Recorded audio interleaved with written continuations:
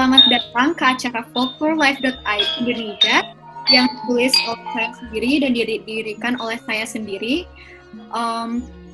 untuk membuat pertunjukan teater yang berjudul Kisah Sungai Sang Bidadari. Hari ini kita juga kedatangan para aktor dan aktris, termasuk Rehan, Akil, Ariel, Alea, dan Zahra dan Radya. Jadi aku mau tanya dulu nih sebelum kita mulai. Kakak-kakak pada datang tinggal di Indonesia bagian mana? Aku mau tahu. Ada yang mau jawab? Pekanbaru. Pekanbaru. Jawa Barat. Oh iya, Tasikmalaya. Tasikmalaya. Wow. Beragam banget ya. Oh, Jakarta, Kak.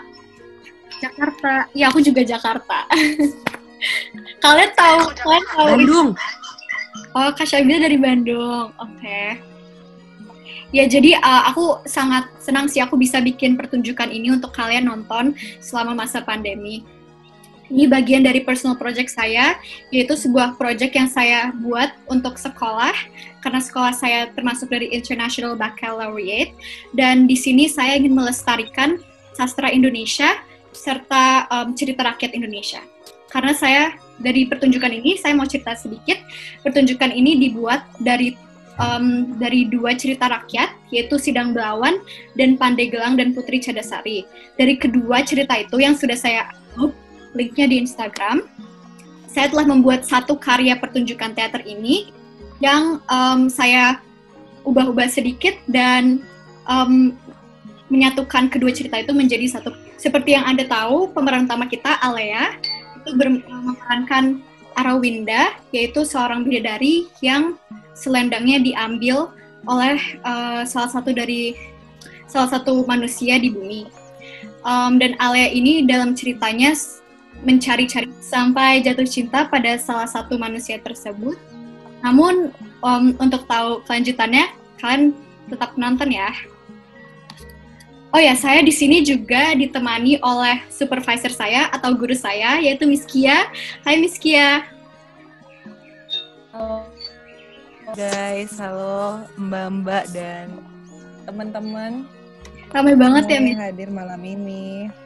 Ya, thank you for inviting me. Terima kasih juga buat yang sudah mau join hari ini, malam ini ya.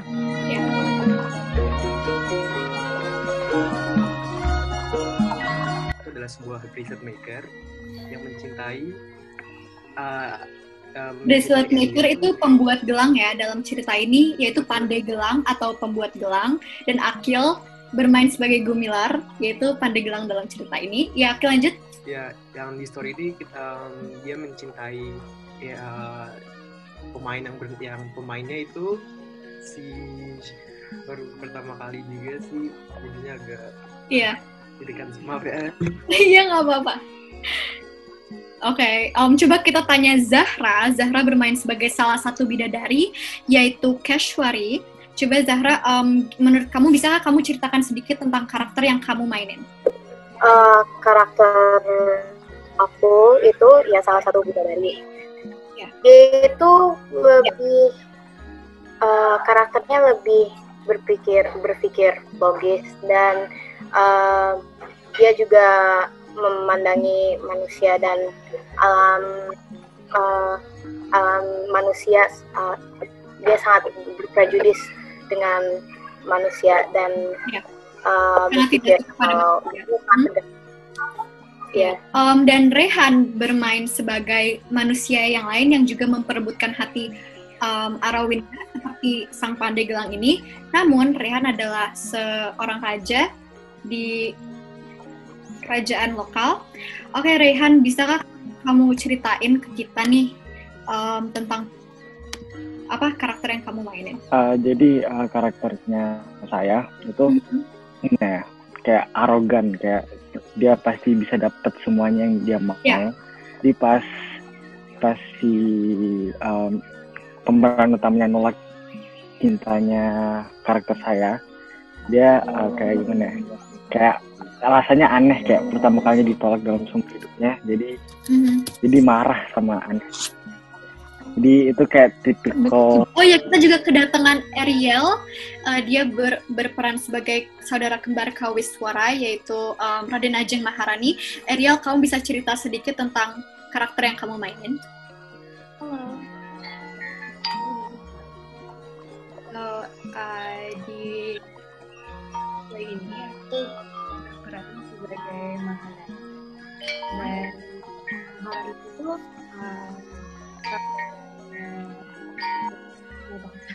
saudaranya Kawisara.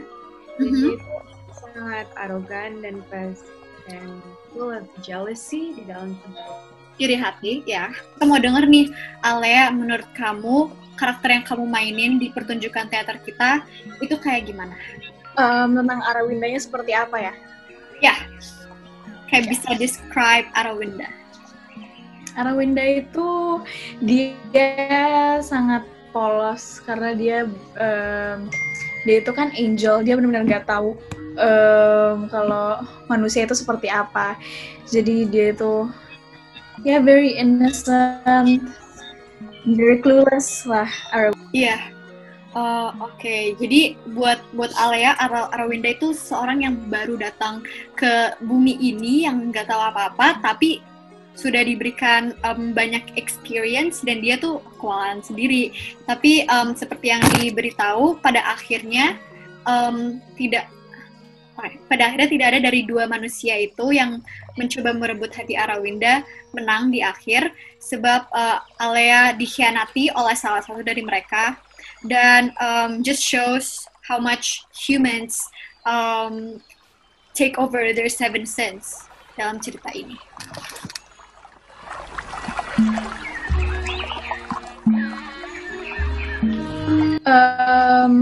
Menurut aku sih, because ini tuh seperti retelling is a story, kayak yang dari aku baca ini kan ada juga cerita rakyat yang mirip gitu kan. Ya.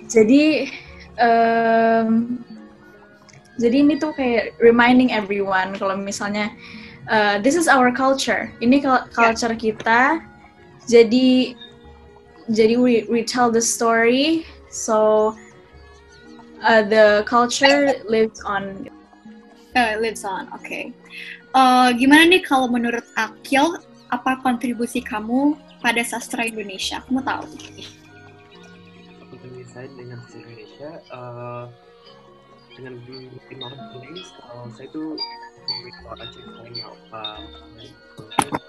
especially sastra Indonesia itu adalah sebuah yang tidak jarang dipelajarkan, especially di generasi sekarang. Apalagi orang yang domiciled in the modern era of Indonesia, mempelajari bahkan tidak tahu tentang sastra Indonesia. Tentang sastra Indonesia, mereka tuh lebih fokus dengan sastra internasional dan lebih yang luar. Dan itu juga I feel happy on how actually I can contribute dengan folklore ini untuk sharing my experience and knowledge to the people around. Yeah. Okay, that is such an interesting insight, karena memang benar ya, kayak kita tuh kadang cenderung lebih peduli dengan cerita rakyat luar instead of Indonesia, dan bahkan saat pertama kali saya ingin membuat pertunjukan teater ini, saya gincernya itu cerita luar, tapi lalu saya pikirkan kayak ini Indonesia, why don't I just make a show regarding using the folklore of Indonesia. And dari situ saya mulai research dan saya lihat bahwa wah, cerita rakyat Indonesia is so interesting, so I decided to make this theater, which I'm actually very proud of. Oke, kita lanjut aja ke Rehan. Rehan, menurut kamu bagaimana kontribusi kamu pada sastra Indonesia? Kontribusi saya untuk sastra Indonesia untuk kayak spread kayak kalau sastra Indonesia itu nggak kalah bagus sama sastra luar. Jadi kayak saya berharap kalau orang-orang yang di sini bisa lebih istilahnya lebih suka sama sastra Indonesia dibanding sastra kayak luar negeri gitu. Jadi ya kadang sometimes folklore-nya Indonesia tuh lebih bagus fightingnya daripada folklore luar negeri, kayak lebih kreatif gitu. Ya. Di luar negeri kadang repetitif. Lebih beragam ya. Iya, karena Indonesia itu sangat luas dan setiap bagian dari Indonesia pasti punya cerita rakyat sendiri. Bahkan Sidang Belawan aja saya dapat ceritanya itu dari Banten, dan Pandeglang Putri Cadasari itu dari Lampung. Ya. Oke, kita lanjut aja. Zahra bermain sebagai Keshwari. Apa kontribusi kamu kepada sastra Indonesia? Sebenarnya aku juga merasa berterima kasih sih bisa berkontribusi karena kan saya bisa menyebar folklore dan experience saya, tapi saya sendiri juga bisa mendapatkan pelajaran dari ini dan saya sendiri juga yang baru. Oke.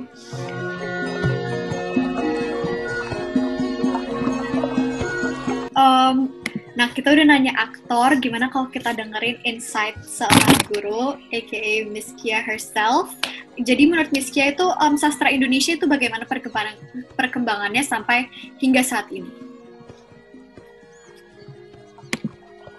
Oke, ya sebelumnya Miss Kia ucapkan selamat sudah menayangkan produksi dari Project Amara untuk menyelesaikan Year 5 in the MYP IB, dan ini prosesnya pasti butuh research yang cukup mendalam. Miss Kia ucapkan terima kasih buat semua cast dan pastinya yang hadir. Beberapa menit berlalu yang kalian luangkan waktu itu merupakan salah satu kontribusi juga. Mudah-mudahan dari sekian sekian scene atau tayangan yang muncul di layar laptop kalian itu menjadi informasi yang baru, karena yang tadi Miss Kia sempat ke-mute itu, ini adalah cerita yang tidak common ya, tidak familiar di kalangan kita. Yang biasanya kita tahu Timun Mas, Bawang Merah Bawang Malin Kundang, dan Loro Jonggrang itu yang paling sering diangkat ke atas pentas, ke panggung, dan ini tuh belum pernah, ini belum ada.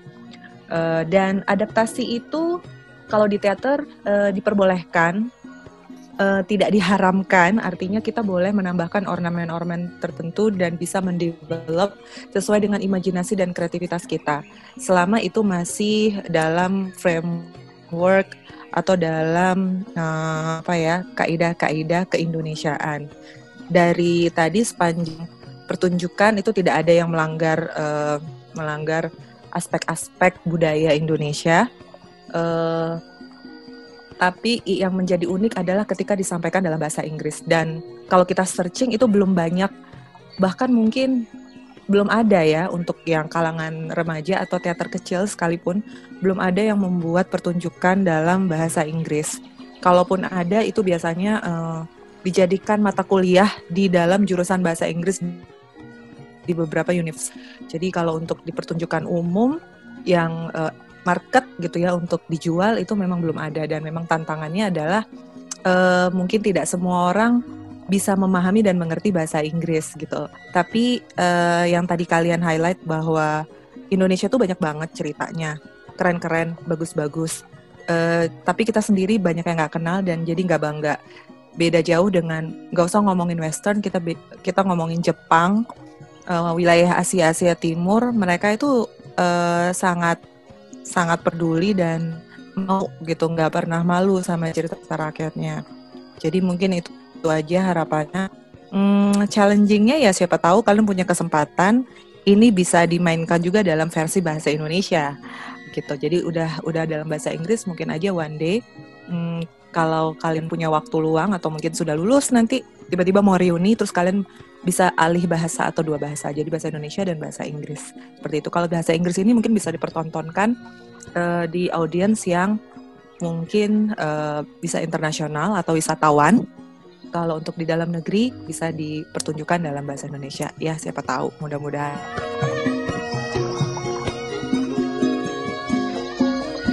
Oh iya, tadi Miss Kia ngomongin tentang adaptasi itu ya, Mara? Iya.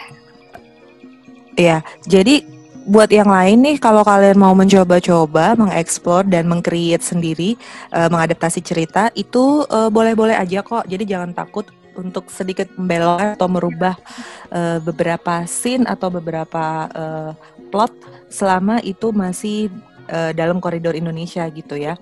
Walaupun sekali lagi ingat, tetap mempertahankan nilai-nilai budayanya gitu. Jadi boleh gitu, apa aja boleh. Malin Kundang misalnya kan cuman sampai dia dikutuk jadi batu gitu ya. Itu sih boleh aja diterusin gitu. Kita nggak tahu apa yang terjadi setelah itu pada ibunya, pada istrinya, nggak tahu gitu. Kalian sih bisa berimajinasi, oh mungkin aja istrinya misalnya melanjutkan kehidupannya dan bertemu dengan orang lain yang mungkin hampir mirip dengan Malin Kundang misalnya, tapi dalam versi yang baik gitu. Jadi boleh-boleh aja gitu, jangan takut mengembangkan ide untuk mengadaptasi ya. Iya. Jadi emang bagus banget sih kayak use your kreativitas kalian untuk mengembangkan ceritanya.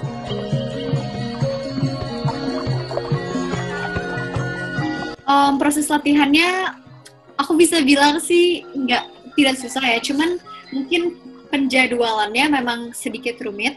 Kita latihan selama 4 minggu ya, 4 minggu sekali setiap minggu. Namun pas mau deket-deket merekamnya itu kita latihan setiap hari. Itu dalam 1 minggu itu setiap hari. Abis itu baru langsung rekam. Menurut kalian gimana nih proses latihannya yang aktor-aktor lain? Was it hard or did it like take a lot of time? What do you guys think? Prosesnya lama, tapi it's worth it in the end because akhirnya the experience is good and of course. Untuk akhirnya juga it goes to the extent it goes to the extent that we practiced it for. Yeah, jadi definitely worth it. Is that what you're trying to say? Yes, that's what I'm trying to say. Yeah. Okay, I get it.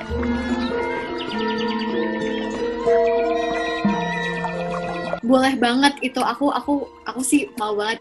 Masalah would I star in it? Probably. But if is it beneficial for the Indonesian sastra Indonesia? Of course, karena kalau misalnya kita taruh di YouTube gitu, like everyone can access, everyone can watch.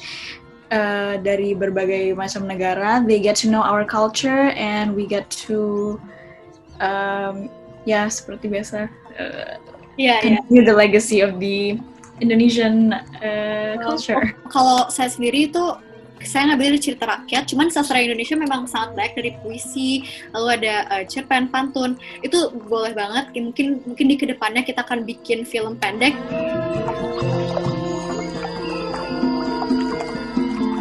Jadi kalau tantangan aku sih, aku harus cari cerita rakyat yang pas buat dibikin jadi 2 cerita rakyat menjadi satu. Tantangannya juga cara penulisannya dan cara plotnya juga itu mungkin memang susah, dan karena saya penulis, direct, edit, dan pokoknya produksi this whole pertunjukan teater, of course there are challenges. Tapi tentunya saya dibantu oleh aktor-aktor saya dan juga tim saya, termasuk Chika dan Moen, itu aku harus bilang. Tapi mereka emang, kalian semua bantu banget, apalagi yang nonton di sini yang rela mengapresiasi karya kita. Aku beneran so grateful, guys. Okay, thank you all so much, and I will see you hopefully di kedepannya. Bye semua.